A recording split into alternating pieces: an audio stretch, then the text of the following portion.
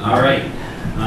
Make a motion to accept the agenda for the meeting for the Scituate Board of Health, Monday, August 12th, Selectmen's Hearing Room, 6 PM. Second. All in favor? Aye. Okay, first schedule item, Stephen Adams, Title V inspection. I did. Okay, if you want to come up, state your name, address, and we can go from there. So stand or sit? You can sit. That way they can see you. I'll sit down. Well, my name is Stephen Adams, as you know. My address is 11 Wendell Ave, Norwell. Okay. And you're here for the Title V inspection License. license. License. Okay. Let me just take a second.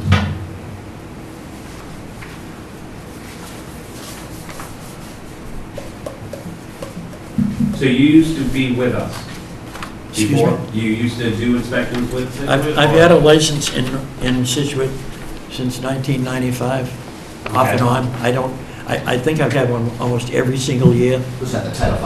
Title V Inspection inspectors license? When they came out in 1995. and an installer's license. Okay. Yeah, 95. Probably had your I was in the installer's original license. batch. Yeah, the installer's license you probably had, I'm gonna guess maybe just a couple of years before that. Quite a few years before that. I'm not gonna guess. Probably been a few Yep. years.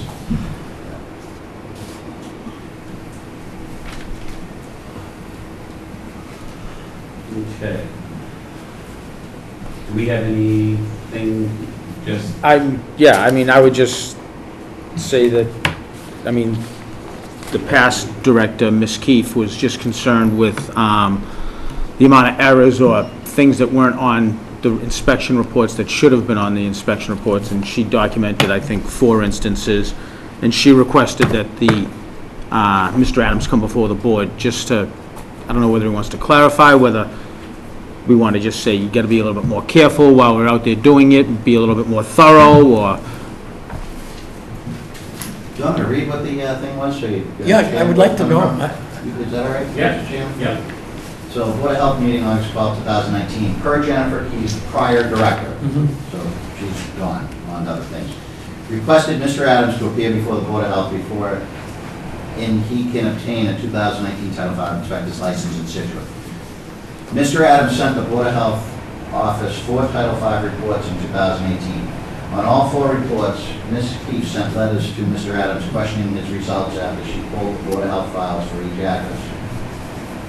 Ms. Keefe's concern was that Mr. Adams was not reviewing the Board of Health files for each address prior to the Title V inspection, so there were questions with the Title V reports he was submitting, and that's it. Okay, So I guess that was her issue. okay. I'll give you a for instance. Sure. What put a bug in her bonnet. There's a question on the Title V report that says, has the system received normal flows in the last 2 weeks? It's a yes or no answer. I put down no. It was a summer cottage, it was in the spring. So she called up and said she wanted to change the report. I told her, you want to change the report? You change it, I'm not changing it. Title V clearly states in a manual, don't add any verbiage that you don't have to put in there. I said, if you want to know why there wasn't normal flows, you should use your head. Obviously, that went over very big. I said, it's in the springtime. It's been raining and miserable for months. Nobody's been there, so they didn't receive normal flows. So we get into it pretty good over that one, and then it just really went downhill from there. She was very persnickety, I'll have to say, when she went through the report. But you're not getting personal, Okay. Mr. Adams, just, the fact was, there was a dispute, she said something, you said Yeah. no, because it's a yes or no question, and that's it. Yeah, Basically, so. yeah. Anytime she called me on it, I did come down and Yeah. try to rectify it, change the report. There's always an issue sometimes with water tables, and as you know, that can be a very elusive thing at times. And the number of bedrooms always seems to be a problem. And I think if you go through some of the things that she wanted, I think it had to do with water tables and bedrooms. And that's it. Right, and that's something, one record could say one thing, and you observe something different. And, Exactly. disagree. I tried to, even though we didn't get along very well, I tried to at least make it right when she called up and wanted something changed. I did it on every single occasion. And you have all the updated, then you have all the books, so. Yeah, I've got, well, Title fives. yeah, oh yeah, I've got my current license. Okay. I have a list of current people in the state, I'm right on it. I can show you 4 or 5 licenses that I already have. Okay. And I have had a license in the town of Scituate ever since 1995. I think I've had one every single year. And I've never had a question on a report from any other town. Norwell, Hanover, Cohasset, Hingham, Okay. et cetera, et cetera, et cetera. Okay. Any more feedback or questions? No, I would just say, just do what was asked, maybe pull the file before, that seems to be the biggest thing, people look at what's in more top file, and that's it. So I make a motion to bring license. Okay. Seconded. All in favor? Aye. You're all set, bud. All right, thanks. Thank you. Thank you. Thanks for your time. All right. Second thing, T. Stephen Jones, MD, to discuss the health risks of natural gas and natural gas infrastructure. I work with a handout. Okay. Because I think it makes it better and easier. And Thank here we go. And before, we just need, state your name and address. Okay. I'm T. Stephen Jones. I live at 123 Black Birch Trail in Florence, Massachusetts. I'm sorry, you can actually sit. Do you mind Yeah, you can sit right up front here. so we Okay, can hear. sorry. I wasn't quite sure what the, We're following suit with the last gentleman. yes, I'm calm. And anyway, I appreciate the opportunity to talk with you all, and I'm just coming from Pembroke. Pembroke had a meeting at 5, and you guys have this meeting at 6, so what more efficiency can one have? Okay. My background is that I'm a public health physician. I worked at CDC for 26 years, and mostly on drug user health, HIV, and hepatitis, and overdose. And I guess the peak of my public health career was I was lucky enough to participate in getting rid of smallpox, which was quite wonderful. And I've been working for a couple of years with the Sierra Club of Massachusetts, visiting boards of health and talking about the risks of natural gas, and asking boards to consider those risks, and if they think they're substantial, to write to the governor and say, we're concerned about this. Because basically there's this sort of well-created image of clean natural gas with a blue flame, and I didn't know the problems until I got started on this. And on the bottom here are the 5 major health risks. And the gas that's flowing through the pipes and into people's houses has carcinogens like benzene and formaldehyde, heavy metals, and even some radioactivity. It's not very high concentrations, but those are all present in the gas, and when somebody inhales the gas, they're getting that exposure to those. And the other is basically about air pollution. So when you burn natural gas, you contribute to air pollution outdoors and indoors, and we'll talk more about indoors in a bit. Fires and explosions. North Andover, Lawrence was a local awful example of how that can happen. Natural gas is methane, basically, plus those contaminants. And when methane is a better, that's the wrong terminology, a stronger greenhouse gas than CO2, something like 40 times more. So when they take natural gas out of the ground, they're not very careful about containing it, so it goes up into the air. When they transport it through pipelines and compressors, there's lots of leakage.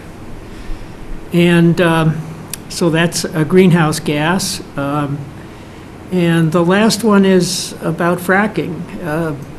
More than half, and probably 70% or something like that, of the natural gas that we get in Massachusetts is from Ohio, North Dakota, Pennsylvania, and it's gotten by fracking. And fracking, this isn't a problem for us, but the people that live near fracked wells suffer.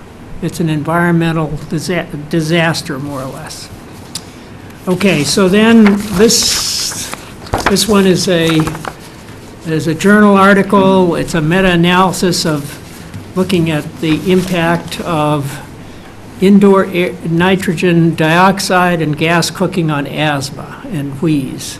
And if just skip to the conclusions, quantitative evidence that in children, gas cooking increases the risk of asthma, and indoor nitrogen dioxide increases the risk of current wheeze.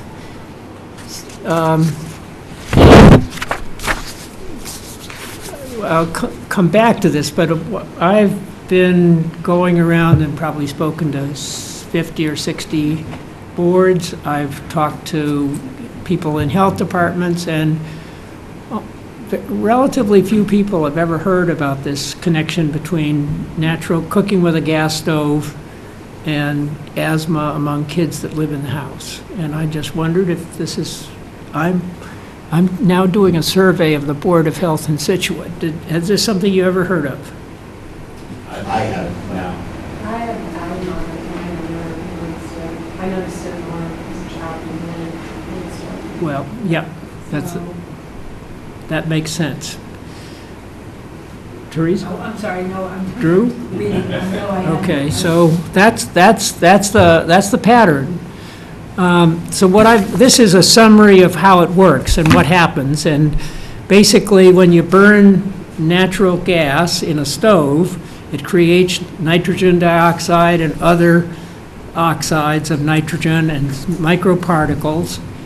And that nitrogen dioxide is a really good airway irritant. So the long-term increase, 15 parts per billion of NO2, increases likelihood of respiratory illnesses by 20%. And EPA says over short periods, nitrogen dioxide can aggravate respiratory diseases, particularly asthma. Children live, and this is the article we just looked at, living in a home with a gas cooking stove have a 42% increased risk of current asthma.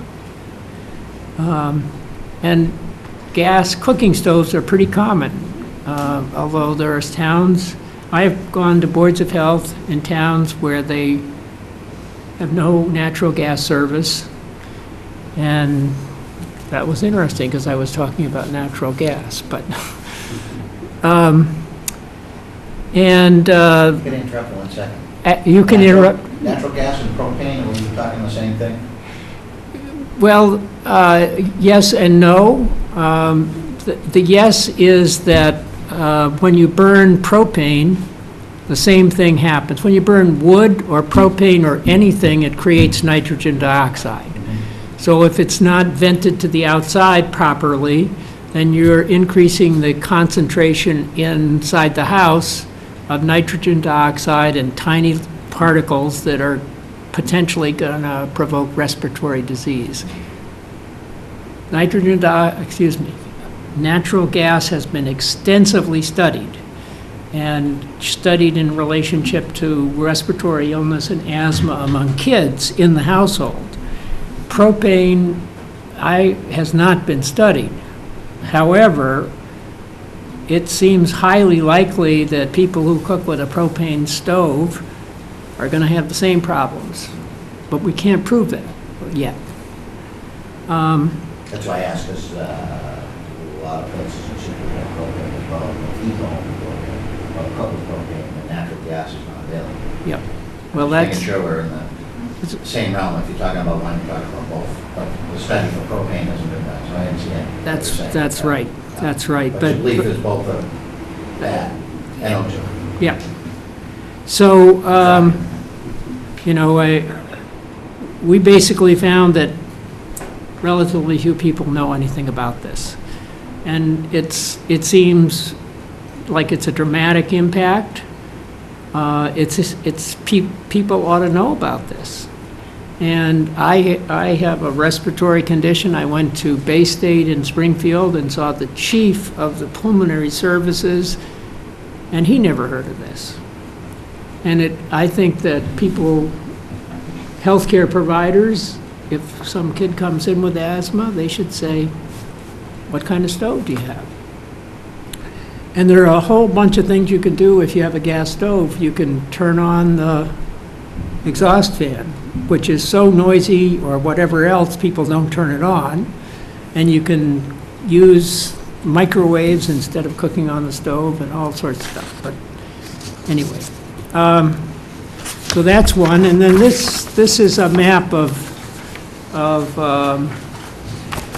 33 unreported gas leaks in Scituate.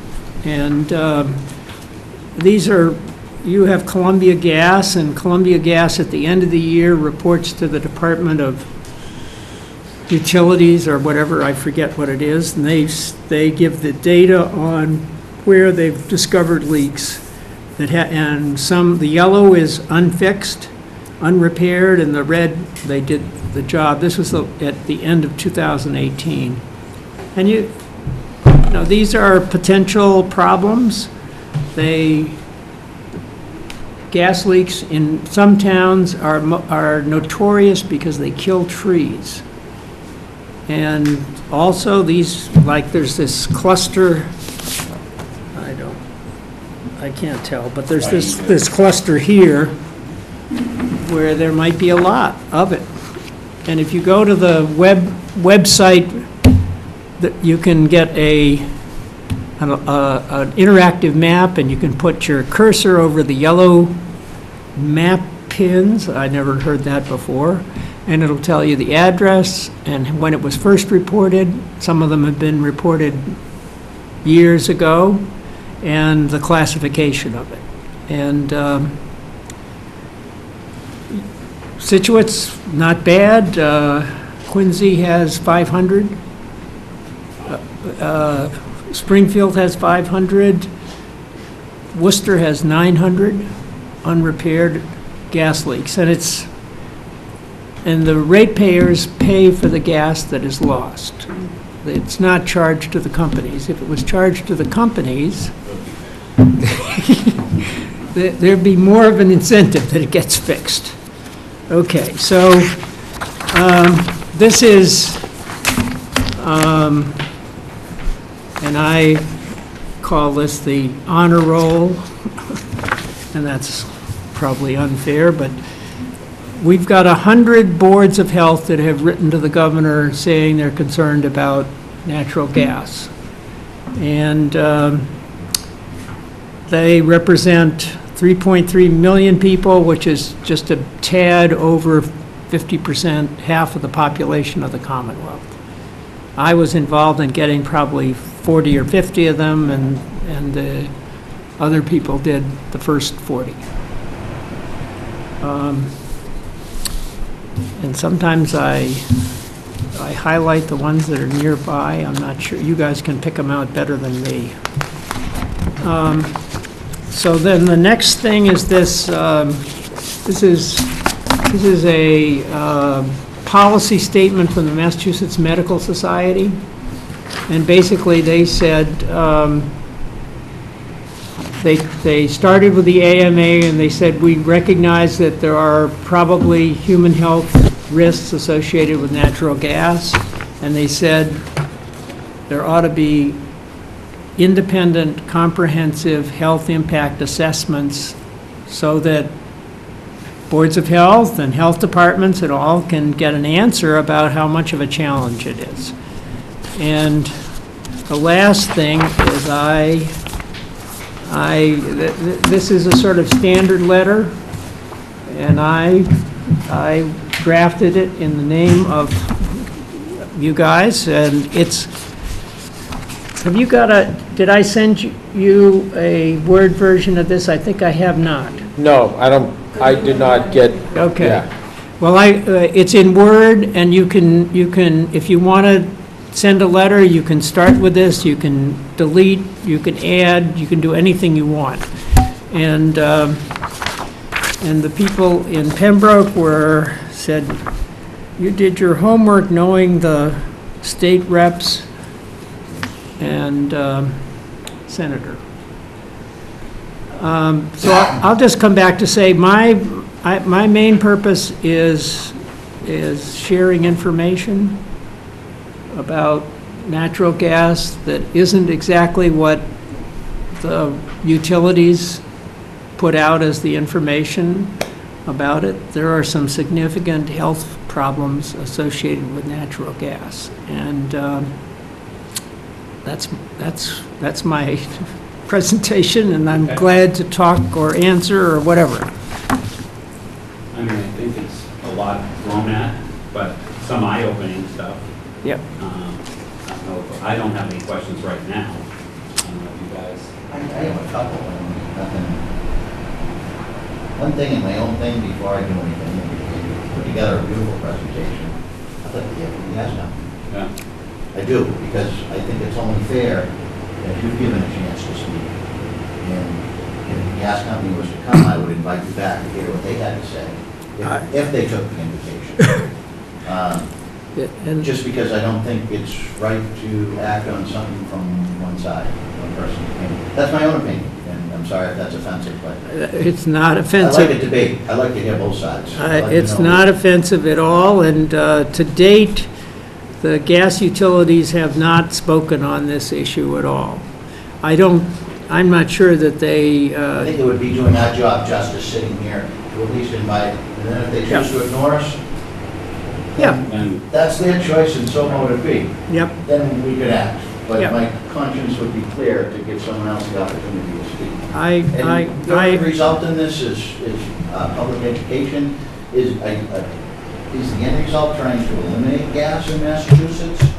it might come down to that, but what I think is important is to recognize that there are health problems.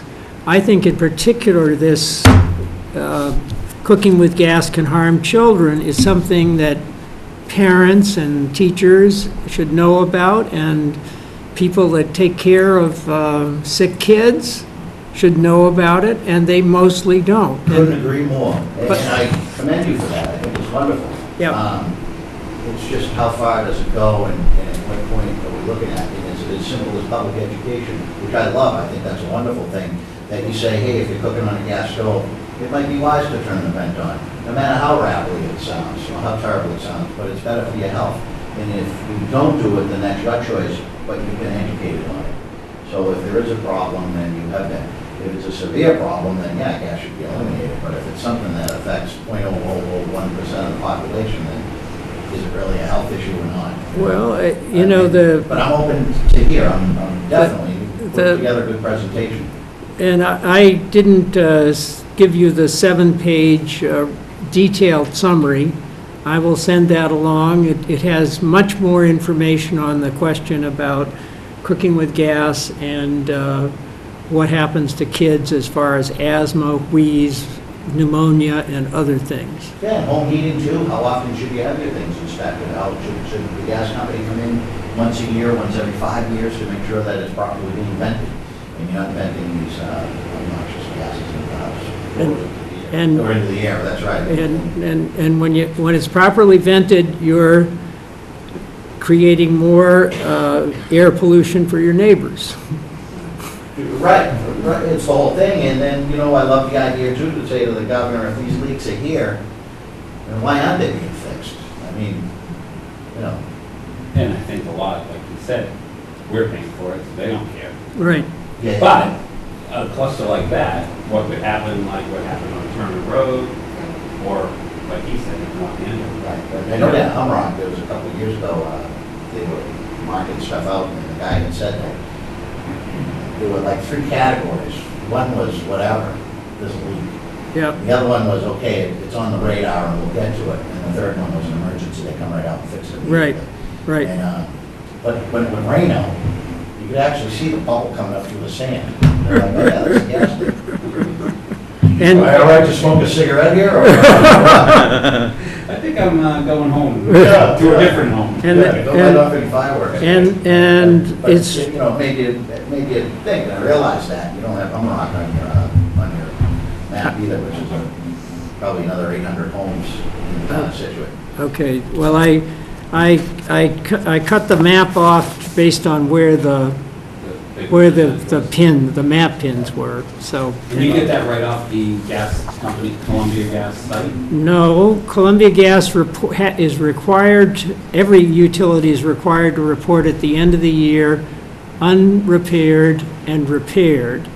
And then there's this small organization called Heat MA that has dedicated volunteers who take that information and make up a map that you can look at and see what the pattern is. And if you go online, you can put your cursor on the yellow one and it'll tell you address, date of first report, and classification. So those people did a wonderful job because, you know, when you see this map, you get a real sense of what's going on. So you want supporting, I see here, of electricity, maintained by solar power or wind power. Well, that makes a lot of sense. Yeah. But So what do you do about nuclear power? Well, we had a nuclear power plant right near Northampton, and it closed, and, we were, there's some 20, 30 miles of danger zone, and we were definitely inside of that, and they were leaking tritium and a bunch of other stuff. I'm very happy that I don't live near a functioning, Just lost Pilgrim there. Yep. May. yeah. But- And like I say, poses a big picture, you know? If you shut gas off in Massachusetts, when you go to oil, Well, make up the difference. that's a whole other debate that isn't really so much of a health one, but, Yeah, but it ties in again, as I said, if the health issue isn't a big health issue, and you write a letter that says we want to get rid of, or no new this and no new that, then you kind of, well, you put on the plate to answer the questions, and what are we going to do? well, one of the things is asking the Massachusetts Department of Public Health to create an advisory for boards of health departments about the health impacts on children of cooking with natural gas. And, I think it's very clearly documented, and I'll send you more information than you will probably ever want to see about it. But getting the Department of Public Health, if you were to ask the Department of Public Health to do that, it might get them working on it. And that would be an independent source of information that it comes from someone better known than Steve Jones from Northampton, Massachusetts. And that's one of the things, if you send a letter, I hope you do that and say, we ask the Department of Public Health to produce a report on what do you do about it? How big a problem is it, and what do you do about it? So. Yeah, I somewhat agree with you at the moment, and like I said, I'd like to hear from Columbia Gas, but I have no issue with what you're asking, is probably that letter could be amended a little bit, maybe. But I like where you're coming from, and I sincerely see where you're coming from, and I respect that wholeheartedly. Thank you. Definitely a good foundation to it. Yep. I just, for me, I can't just No, that's, react on something in one meeting. yeah. But Occasionally boards sign right on the spot. Southampton did that, not very many. And most boards want to consider it and talk about it, and that's absolutely the right thing to do. It's not urgent. It doesn't have to be done today. You guys should consider it and talk about it amongst yourselves, and I'll send you more information, particularly about the thing that I'm on this personally really motivated about cooking with gas can harm children, because people don't know it, and the evidence is, I think, very strong that it's a real problem. And, my pulmonary specialist, head of the pulmonary service, that he'd never heard of it. So, You know something too, something for that, the way houses are built today, they're a lot more airtight. And It's- probably a lot more bad things that were an older house was naturally drafty anyways. and, and That the. would kind of go out with the house anyways now. Yeah, Now yeah. houses are built airtight. And- you know, And the real problem of the nitrogen dioxide is in smaller kitchens and smaller houses, and in houses that people use the stove to heat the house, because then the burner isn't on for cooking hamburger, it's on 24/7. hours and hours a day, and all four burners and the oven are burning, so the production of nitrogen dioxide can be really substantial. I think, I had a house I used to take care of, that had a stove in the house, it was legal. And I think my dad's liquor store that, that had that floor burner in it. Yes. The old cottages have it, you'd stand on it, and your boots would melt right in there. But you dry off quick when you. Holy mackerel, it was like a That's how fire. our house was when we bought it in Scituate. You pull the cover out, and you put a long stick in you. Well, I like, I- yeah, there you go, and then those burn 24/7. I know you have a lot of items on the agenda. And I really appreciate this thing where Pembroke and Scituate I could deal with two in one night. And I will send you more stuff, and if there are questions that you want to have any more answers to, Drew I knows look what. forward to it, and I have your contact information, just speaking for myself, I think, I would like to invite the gas company down. I'd like to know if you can make the meeting, you can if you want to sit there. If you get them to come, Yeah. even though I have to drive 2+ hours to get here, I'll be here. I love the debate. It Yep. would be good to hear from both sides, and it would be helpful.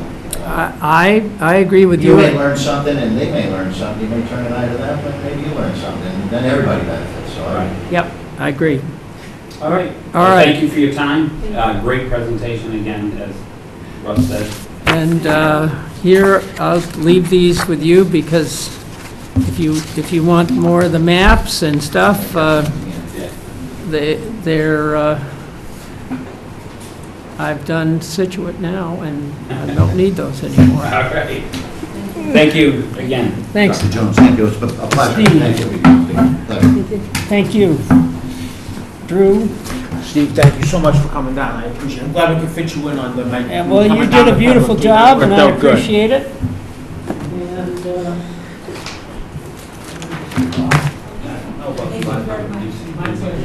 I don't know, that's a big, I would get on this. He slumped down in his chair. 2 years from now, we're gonna have 500. He's been after me for 2 years in Quincy about this, but that's a letter for the administration. It goes up and then it comes down, and when I said to you, I said, yeah, put him on. I think he was kind of shocked, like, I tried 2 years in Quincy, well, 3 months later, you're saying, come on down? So I'm glad he got to come down. He was very persistent, and he is very knowledgeable, and he knows what he's talking about, so. And I think we should try to get Yeah. the gas company to come in and see what we can do. At least fix those leaks. Yeah. At a minimum. There's There's a lot of leaks. Yeah. I think like 24 I counted. In my I house. can't believe it's legal to, if they know about it, to have them continually. That's. Well, the other part of it is, it's, as you say, it's just a little bit coming up through the, Pinhole. yeah, and, Pinhole and a 100-year rusty pipe. Yeah. And I know it sounds horrific, but the way he explained it was like, I get it. I understand what it is, because when you see it bubbling up, it scares you, but it's like, it's just. We have a level 1, level 2. Yeah. Level 3 is emergency, they're there within hours. so, But it is, it was like, holy mackerel, I didn't believe it, but the whole thing, I don't know what we do if there's a place you call up and forward them this letter and say, geez, we'd like you to rebuttal on this fellow. yeah, If you're willing to come to a meeting. we can look into inviting him. All right. Yeah, what do you think, you would give them a timeline, like a month or two, and if they don't answer, Yeah, then we'll just, then we can come back to Mr. Jones? Yeah. Or Stephen, either go from act on it or not. Yeah. Yeah, no, that's fine. You ready? Director's report. So we have 7 new septic plans under 45-day review. We have 3 revised septic plans under 45-day review. 2 of those revised plans will be coming back before us. It's the 36R, and I forget the name of the street. Yes, so they'll be coming back before us. We have 8 sets of plans waiting engineering revisions, 3 sets of plans awaiting Concom review. We have 8 new private wells under 30-day review, and we have 15 failed systems currently. We did celebrate Heritage Day last weekend. We had about a dozen different food establishments that we licensed down there. We also went down and licensed the pig roast down at the KFC, which was a very educating experience for me. I've never been to a real pig roast before, so it was exciting to see that. Everything at Heritage Day went fantastic. We did have one vendor who showed up that did not register, and they weren't where they were supposed to be. They were in a different spot, so we had to ask them to leave, and they were fine. We didn't have any issues with that at all. Our beach water testing is in full swing. Currently, all of the beaches are open. We have had some issues with the geomine on a couple of the beaches, specifically Egypt Beach and Lighthouse Beach. I know all 3 of you and know how the geomine works. We've had some tests in there that are well below the standard of 104, and because the geomine is still above 35, even though we're getting results back, less than 10, 15, 30, the geomine was still up over 35. We had to keep it closed. It has been posted. It makes it a little bit more difficult when we have high tide at 6 a.m. or high tide at 6 p.m. because now testing becomes a little bit more difficult when we get our tests back and then when we can post them. And over the weekend during Heritage Day, I was in and out of the office like probably 3 or 4 times just waiting for results to come in to post them on the webpage, because, we hate to see the beaches closed on weekends. We want to get them open on weekends. That's when they're the most use. So we are working on maintaining the beaches in a clean and sanitary way. We ask pet owners to make sure they pick up after their pets, make sure they dispose of the waste properly, not just, anywhere. So we will keep an eye on all of the beaches, and hopefully we'll have a good rest of the summer coming up with that. Question. And I know Egypt because being down that area, and I lived in St. Louis. Do you think the seaweed has a lot? Because I was in Egypt a couple of weeks ago. Absolutely. And it was Yep. packed. So I know in the heat, all the flies. Either the heat, the flies, the seagulls, all on top of the seaweed, and then the tide comes in, brings it out. Seaweed is definitely Has the town ever thought of going back? When I was a kid, they used to clean mossing. the beaches. Yeah. Well, they used to clean the beaches every morning with that seaweed. Yeah, I have no idea. And I know they stopped. Yeah, Yeah. because that's good for the beaches, and the other, so it's a catch-22. My father was a mosser. Yeah. World's worst, he said.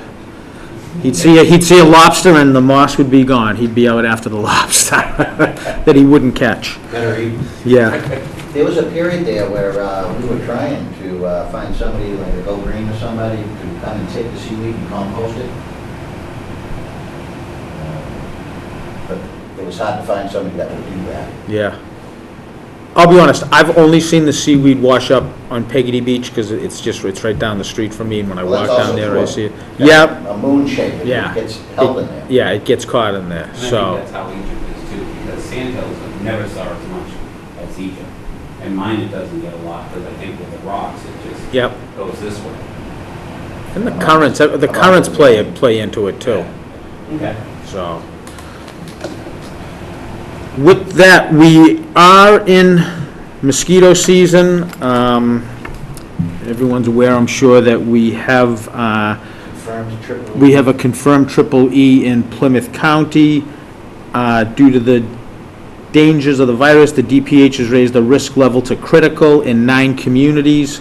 Those communities are Carver, Lakeville, Marion, Middleborough, Rochester, Wareham. Those are all in Plymouth County. And then in Acushnet, Freetown, New Bedford, and those are in Bristol County. Scituate is still on the low end of the scale as far as alert, not moderate, not critical, so we are still on the low end. That does not mean that it's not going to get here. Again, it's the first positive case in Massachusetts in 6 years, since 2013, on the EEE. The thing that you want to remember is the threat is going to be right around until we get our first frost, and that first frost doesn't usually come until, sometime in November, early November. So we really want to encourage residents to, educate their children about mosquitoes. Anybody that has, any type of compromised immune system, you want to stay inside at dusk and dawn. You want to make sure you wear long sleeve shirts or pants. If you're outside at dusk and dawn, you want to make sure that you use mosquito repellent with DEET in it. You want to make sure that you go around your yard, make sure that there's any standing water gets tipped over. If you have a little bucket, a little kiddie pool, make sure you tip those over. Make sure you check your screens, make sure they're properly sealed, there aren't any holes in the screens. Just want to do a quick walk around your yard, and the best way to protect yourself from it is to take precaution measures, see what's out there, and see if you can prevent it from even coming on there. So that is with that. We also have our food certification course coming up this Monday at the Maritime Center, and we have a full house for it. We have 28 people all signed up for it, so we're really, really excited about that. And All in-town people, or do you have people from other towns? it's all in town, so that's good. And we also will be, sometime in September, we'll be bringing up a proposal to adopt the new food code, which is going to require that someone be certified at all times on premise. Currently, if Roger wanted to leave and go out and do something, Mary Ellen is going to be in charge, even though she's not certified. Roger's going to have to make sure that Mary Ellen gets certified before he can leave. How did the restaurants take that? They actually took it very well. They were very excited that they didn't have to go far, that it's right here in town. Oh, good. So that's really, really good for them. And we also gave them the opportunities where, a lot of these people are just being recertified. For them to take a whole day, a lot of them are saying, I don't need the whole day, I just need to go down and take the exam. They can just come down and take the exam and pay the price for the exam. So we have 28 people all set to take the exam on Monday, so we're really excited about that. Are we gonna do that on a weekly basis or once a month? Right now, we're gonna do it right now, we're gonna cut it off right now. Then when we go out into the, back out into the restaurants come this fall and winter, we'll see what's out there, and hopefully we'll be able to offer it again come the spring. That was beneficial to me, for a restaurant owner to have as many people food certified as they can. Oh, absolutely. It's almost an opportunity to have a Monday or something where you, in the winter, that you could almost make this into a big thing and say, hey, one restaurant hosted. We've done that in the past, in Yeah. other towns, yeah. It takes the sting out of it. It does take the sting out, It's easy yep. for me to say it, because I had no involvement in it, but it seems to me you could kind of take the sting out of that and have a benefit. If you had 4, 5, 6 people in your employment, then you're not as worried, So I it's, don't know how expensive it is to get the license, but it's $140 $140 for the for the book, For the the- test. book, but And it's good for 5 years. Yeah, it's good for 5 years. He's got something in his pocket that it's better for him if he stays with the restaurant or if he travels. They have food certified. it's funny because, it's the chains, the Papagenos, the McDonald's, the Dunkin' Donuts, they make sure that every single one of their people are certified. I think it's a great thing for any type of young kid that is in high school to take, because there's nothing better than getting an education in food safety and then actually going out on the line and actually utilizing what you've learned. And it just makes them a better employee. So there's all kinds of pluses to it. I'm really excited we get 28 people. Yeah, I was- good to have in the pocket. I was not sure we'd get that many, and Teresa and I had talked about it, and we went out. So I'm really, really happy we got 28. It should be a really good day. And that is it. If you have any questions or... Yes, it's. Oh, we have our Invoice. invoices to sign. My only comment is, sounds like you're doing a great job. Russell, some of those signed already, some won't be already signed. some- Okay. Don't sign twice. You don't have to sign again unless you want to pay. Sign it twice, you pay. Yeah, you pay. Oh, I ain't signing that one, Josh, that's for sure. Holy shnikes. Oh, Yeah. I can sign it at all. Is that true, is that true? So one was a deposit, one was the second payment that they never got the Oh, okay. process, so. Yeah.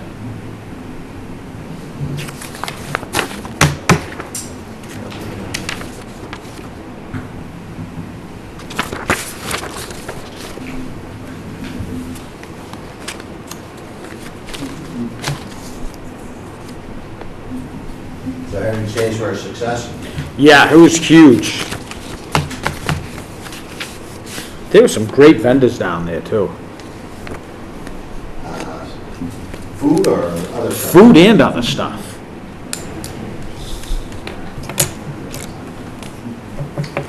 The chair guy, The- Scituate. the white chairs that they had down there? Yeah, that's the guy that's in Marshfield, I think. And then, Veterans Park? Yeah. and then they had another guy that made American signs out of the wood. They were all kinds of woodworking stuff right across from in front of CVS.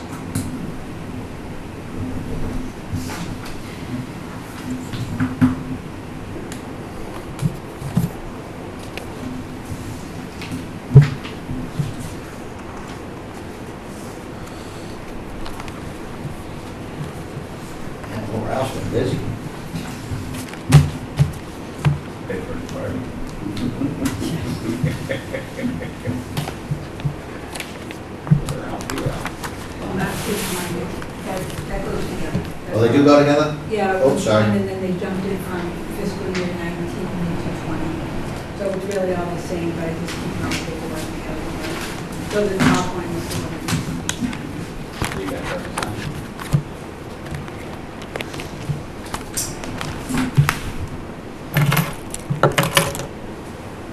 Sign it. And you see the one.